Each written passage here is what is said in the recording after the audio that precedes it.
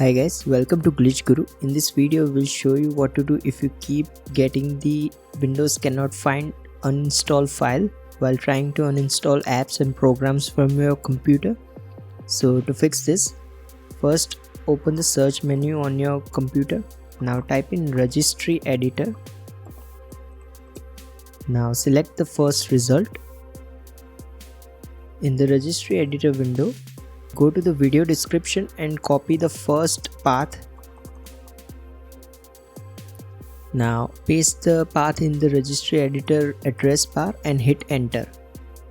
Once you do, you'll see a bunch of entries with random numbers and letters.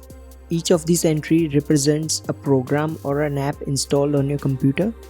You can go through each of them, and on the right hand side you will find the display name entry. Here you will be able to identify the program or the app. You'll need to go through each of these entries one by one to identify the app you want to uninstall.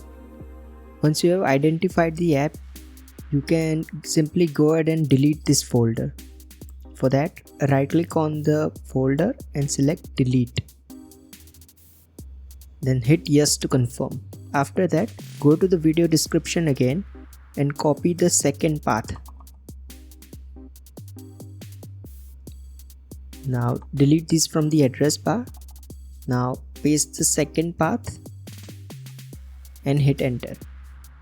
Here you will see a bunch of entries similar to the first one, but these will be named correctly so you can easily identify the program you want to uninstall.